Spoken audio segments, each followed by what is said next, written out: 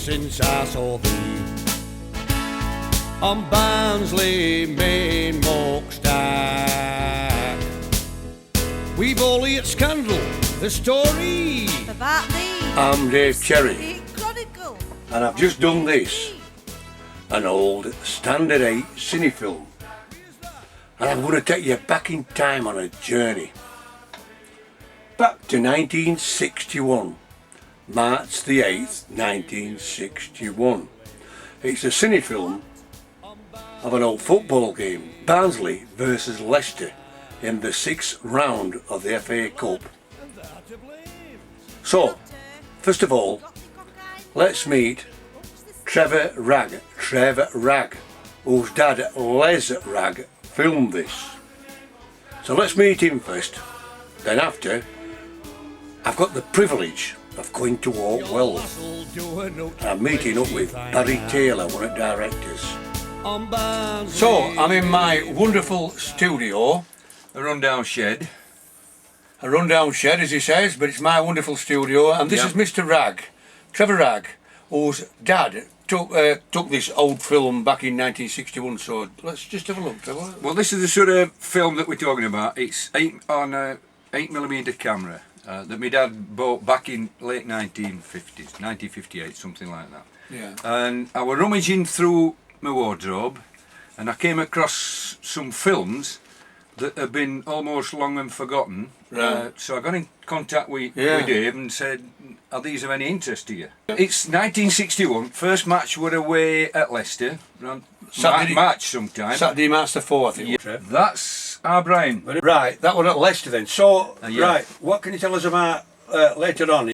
There were a few people wagged it, and headmaster weren't happy at times. So That's what everybody's saying, that. They all got stick. well, I don't know what they got in them. Take the ashes to Oakwell on Barnsley main smokestack. We'll tip thee on the turf, they'll never tell. Reds will win. Will the chuffy now?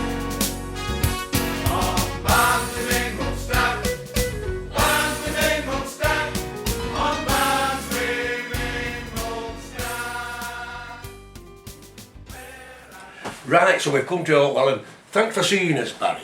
I can remember going to Leicester on The Saturday, on the yeah. Saturday on the Yorkshire attractions.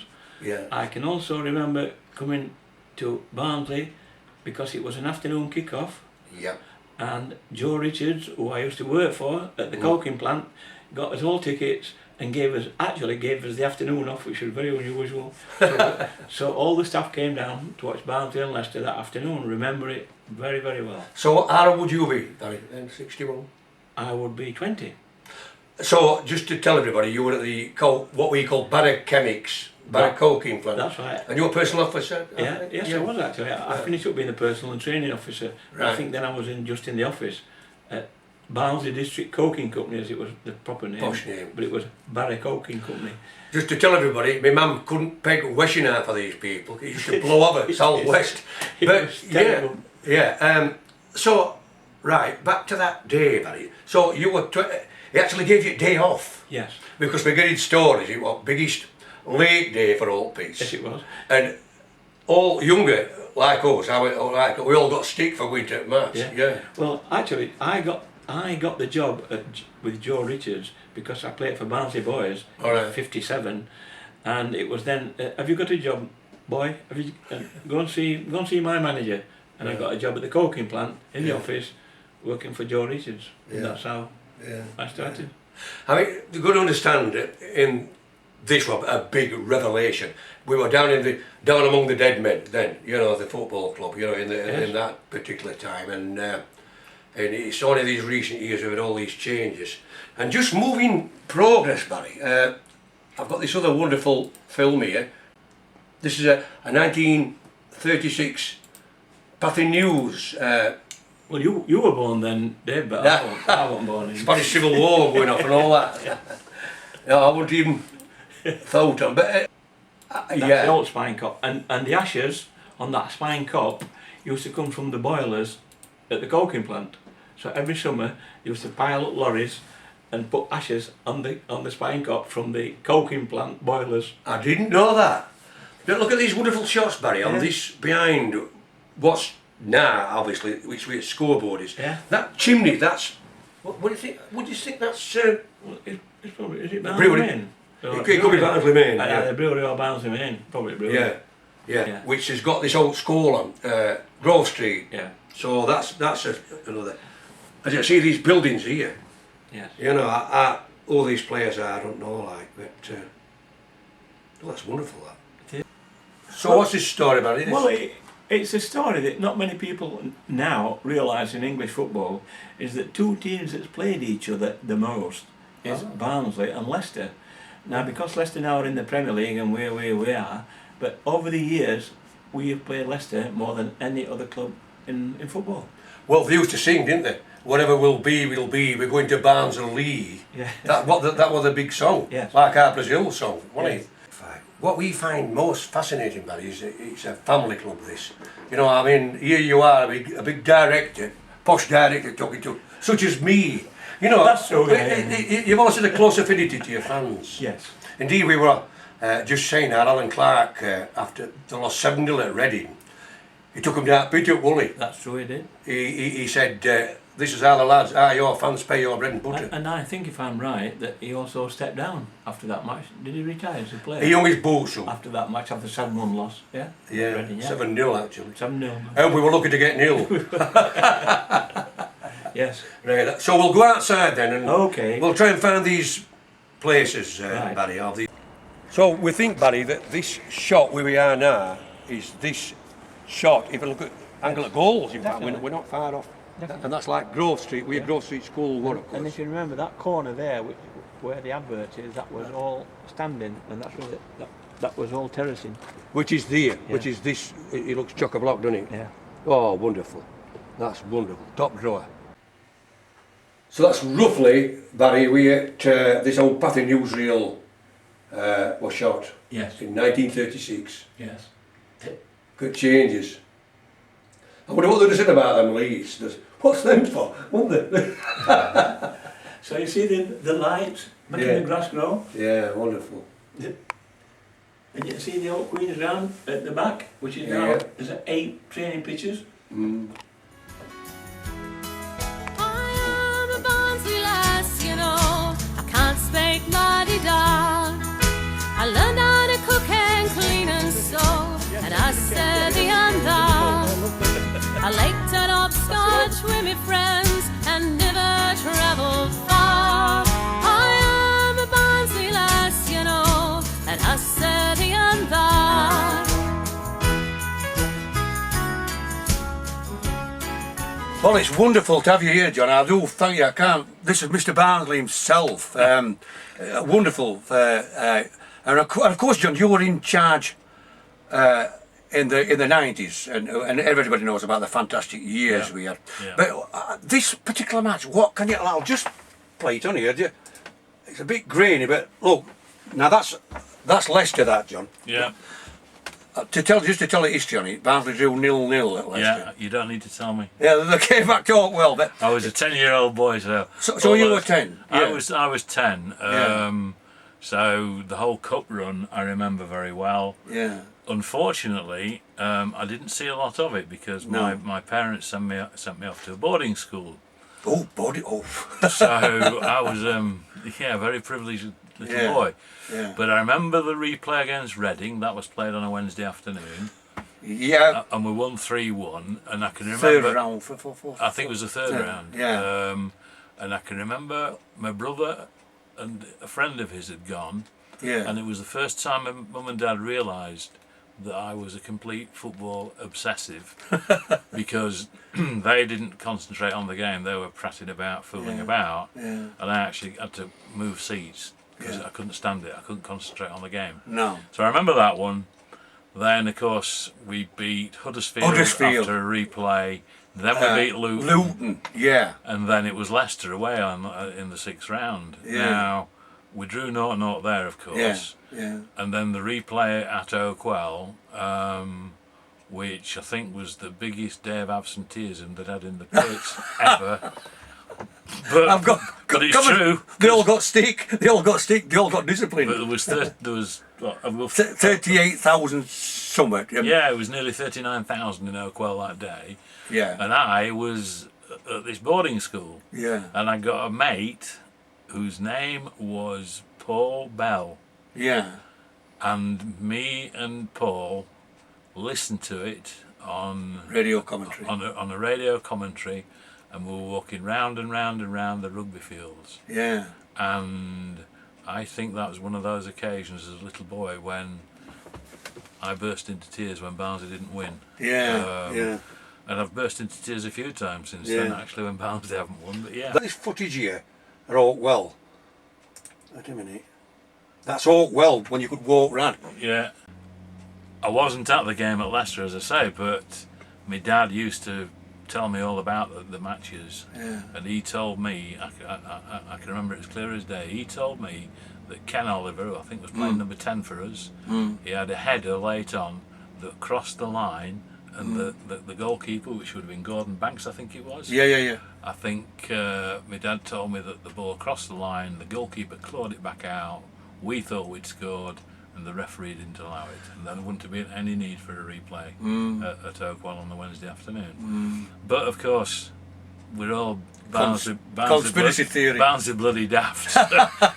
so we all think that the world's against us. No, I remember that very clearly. I think every team's like that, John. There's an always highlight a thing in a match where it should have been a goal, it was offside, and they've robbed us, and their goalie played a blinder. It's always that. That's absolutely right. Yeah, I know Tony Gardner gets on it later.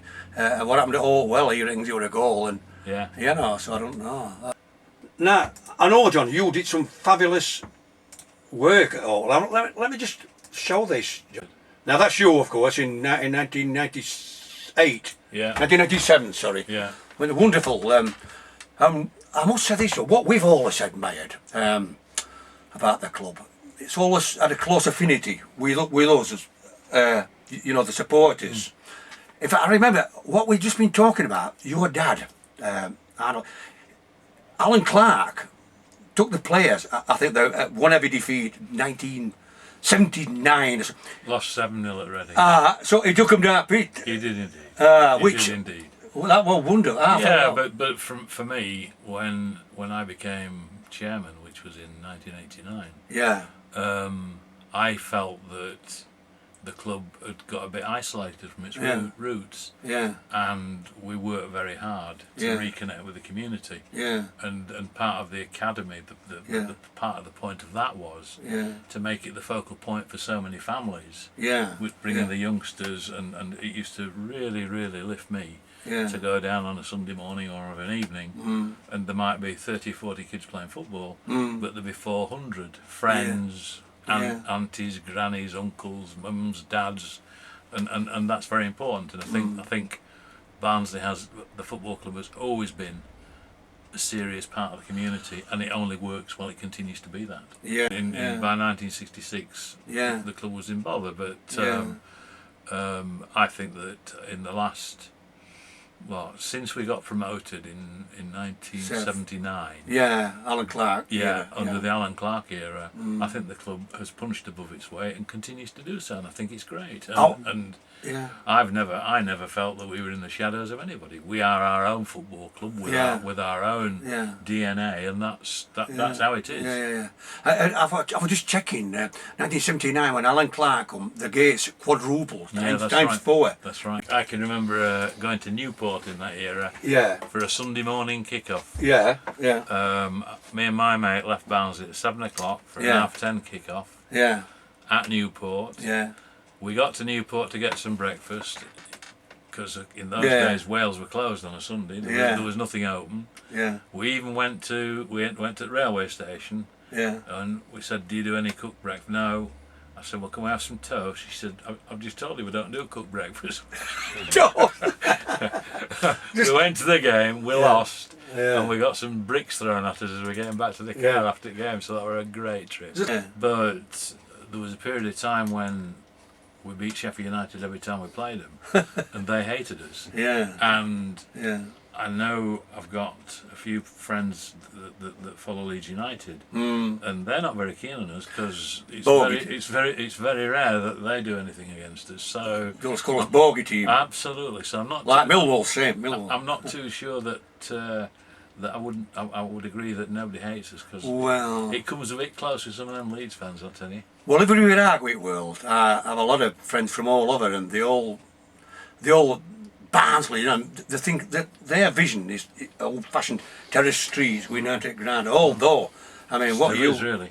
Yeah, but what you did, I mean, it's absolutely marvellous. Yeah, it's just a shame we never managed to finish it with the West Stand. But hopefully, with this new investment coming in, they might get that done, which would be great.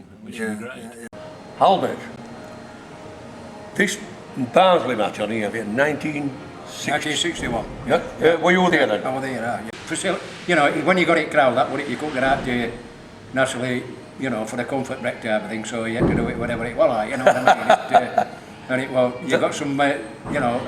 running out for it? Yeah, some wet shoes at time, like, you know. Yeah, that's everybody wonderful. Everybody you know. Here's my hand, Yeah, that's right. So, Roy Butterwood, I've just shown you a film, Roy, and 1961, how old were you? 11. Yeah, and which school were you at then? St Edwin's.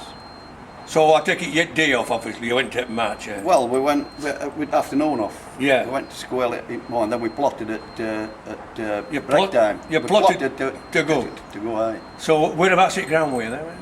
I was at corner at Spinecop and Terrace. Oh, yeah. Well, I remember being at back and they put us over the edge and they put us at front, you know. So obvious question, did you get disciplined? Did you get stickers? Well, they got your lands up, the landers Tim is in the morning assembly and he gave us an apologetic bollocking, you know. I like that, apologetic bollocking, that's wonderful that, yeah. Wonderful, Roy. Thanks a lot, Cookie. Thanks, wonderful. yeah. Right, Tony, so what can you remember about that match? I remember Barnsley getting robbed. Getting robbed? Getting robbed, yes. At Oakwell? At Oakwell, yes. They do know the piece of Filbert Street. Yeah. And they do know the last 2-1, I think, at Oakwell. Extra time it went to. Yes.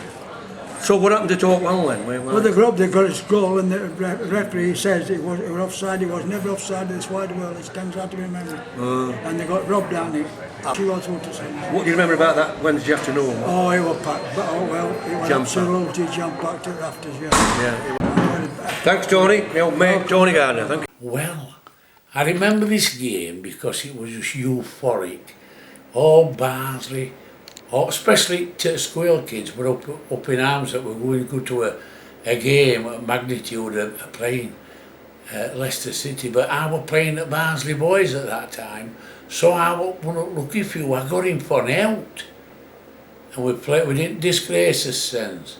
We battled and we lost 2-1 it finished, but Barnsley can hold their heads up.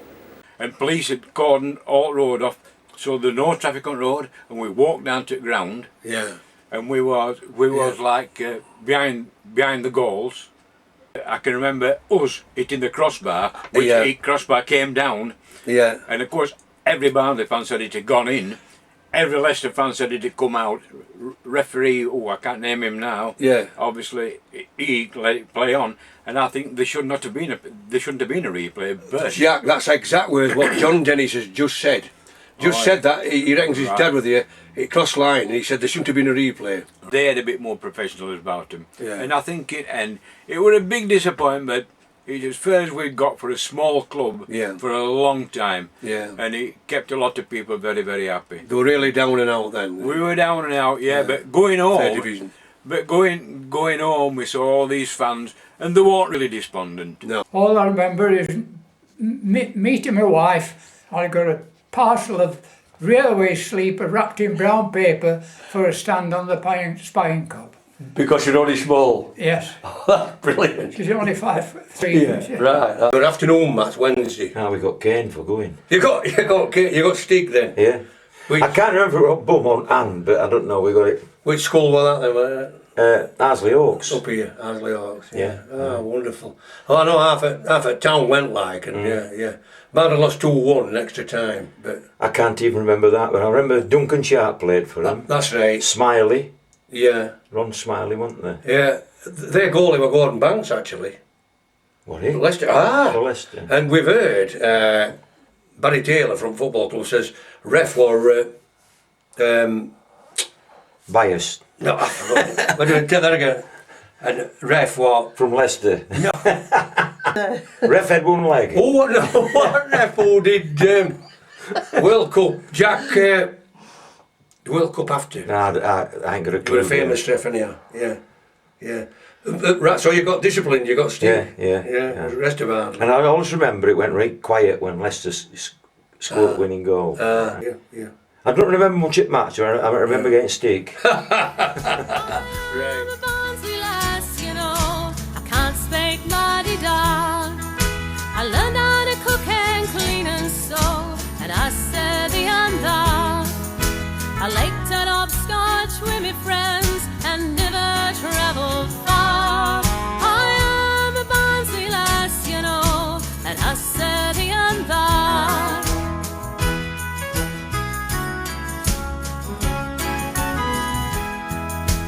I was grown up when I was 10. I learned how to read and write me send. We say